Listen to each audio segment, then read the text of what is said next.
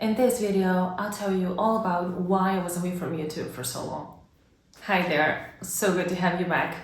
And it's been a very long time, I know that, and I'm grateful.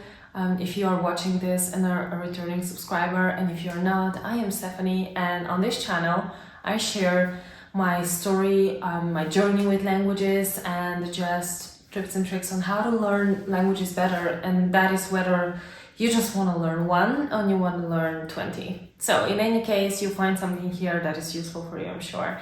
But if you are somebody that already watches my videos, you know that I've been away for a very long time, and that before that, right, and before my last video, I was also kind of doing videos very rarely. And now that I'm back after all this time, I wanted to come back and tell you why, because you're my community, and yeah, I love my community online. I do. And so if you're returning, great. If you're new here, and you might be seeing this video for the first time, check out my language learning videos if you're interested in that, or if you just want the reasons why, here it is. So I've been away for a while because I was working on my own business. I was working on setting it up. I think it depends on how many videos of mine you've seen, but if you've seen the one that I did about like corporate slang, etc., then you know that I have been working in the corporate world for a very long time. I have a career that kind of spans different industries and different things, but my life is mostly about business and being in the business world.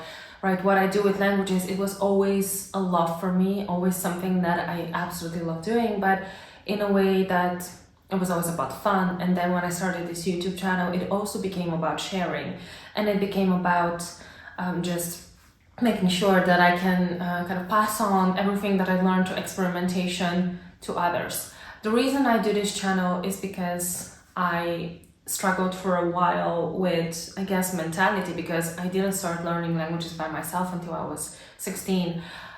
Before that, I had no clue that you could learn languages by yourself. I just thought you had to learn it at school, kind of like math or any like history, whatever, any of those things. Like, it didn't occur to me that I could be completely self-taught in one thing. And actually I thought, hey, maybe yeah, with history I could read an encyclopedia or two, but with languages, it never occurred to me that this is something that you can learn by yourself, until I wanted to learn Spanish and it wasn't offered at my school.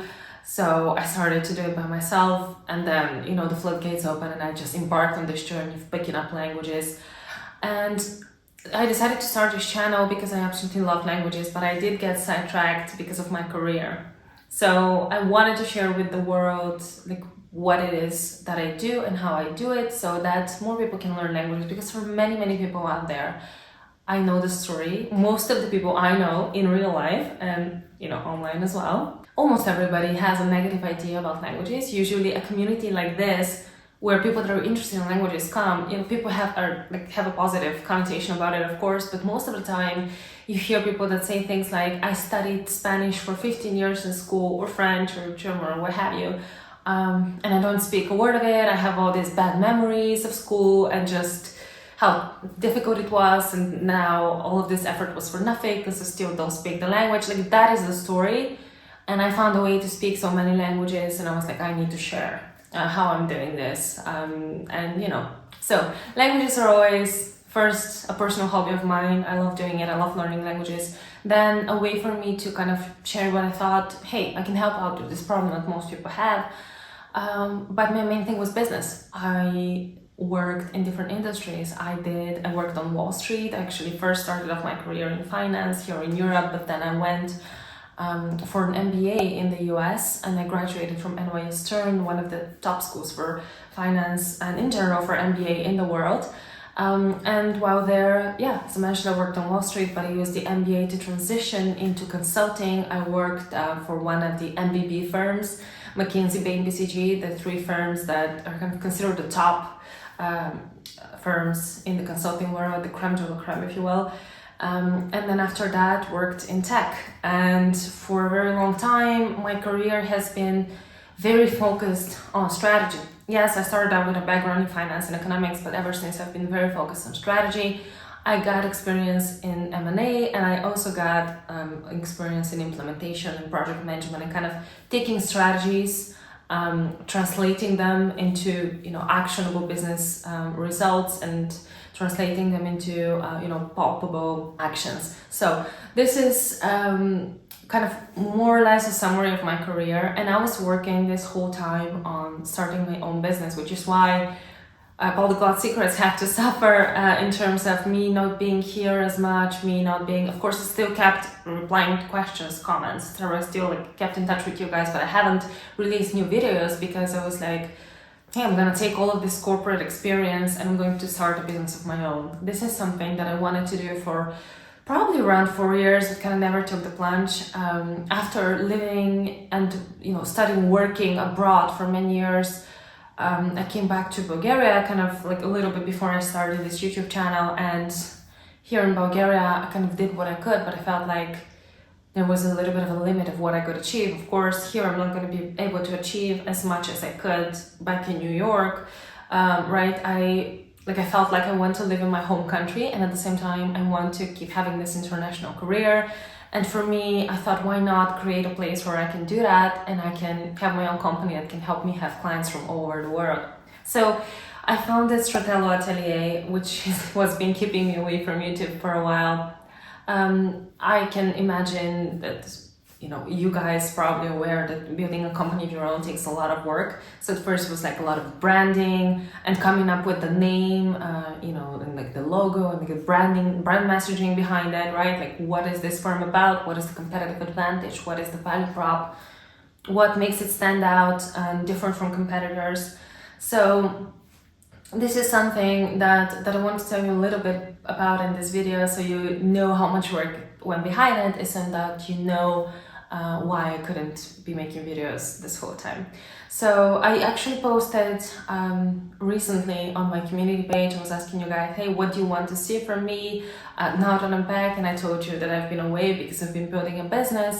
And one of you guys, shout out Nolan, did request that I speak a little bit more about my business.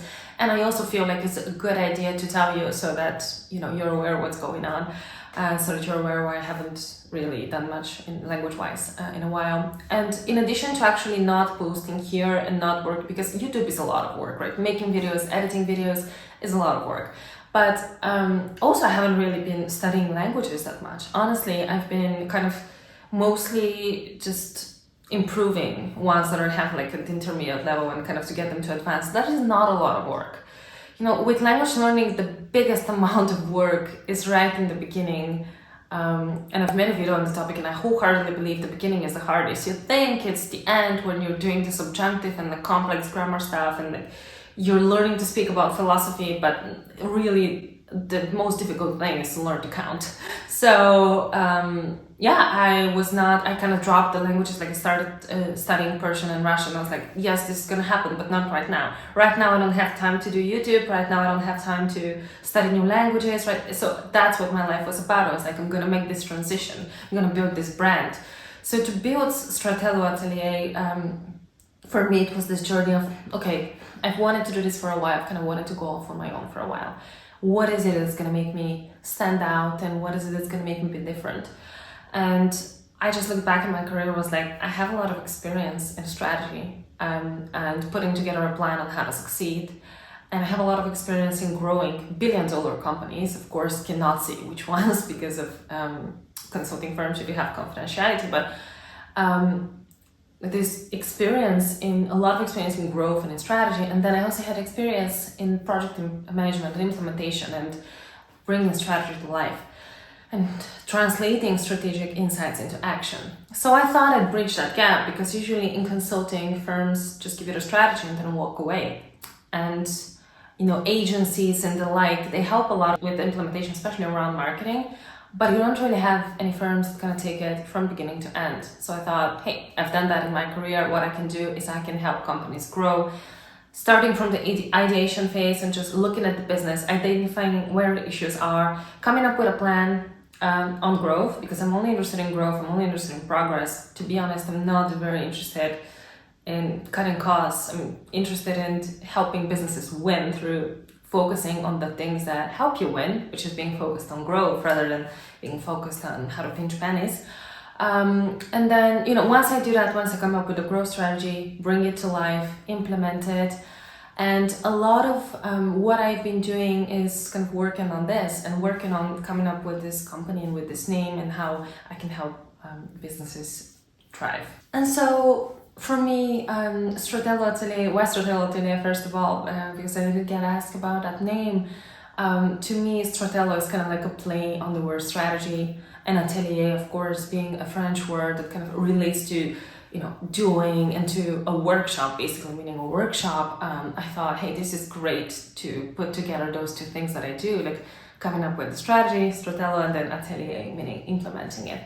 And I wanted to have a firm that kind of bridges the gap between those two things, between coming up with growth strategies and then bringing those strategies to life. So right now I'm still in those beginning stages. My firm is only a couple of months old. I've been doing a lot of work behind the scenes. I've been kind of flying around to conferences to meet businesses and see what their needs are, etc. So what I've been focused on is growing this business, growing its client base, just working on supporting the clients that I have as much as possible, and just growing it and taking it to the next level. I do hope to apply a lot of my own principles that I use to help other businesses grow and apply to my own, and create this place where I can have a hub and a brilliant team that can help businesses grow in a sustainable way and can actually hold their hand and take them through the whole thing. So this is the reason why I've been away. This is what I've been working on. As you can imagine, being an entrepreneur, it takes a lot of time. You work much more than you do when you work for somebody else. Like honestly, for me at least, it's been a lot more fun. I love doing this and I love building this firm.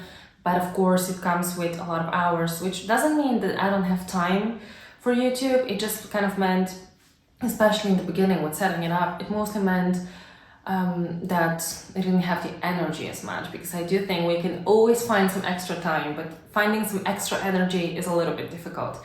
So my energy was focused very much on this. Now I will be coming back here. I will be doing videos. I cannot guarantee like every single week, but I hope that I will not be taking that big of a hiatus anymore. To the aforementioned community post, right? When I posted, hey guys, I'm back, etc. There were a few requests, so I'll do my best to keep up with those requests and to kind of give you guys the videos that you want. But of course, I realize that maybe not everybody sees YouTube community posts, so I'm also going to use this video to ask you, what do you want to see from me now that I'm back? What can I do to help you out? What kind of issues do you have with language learning that you love answers to?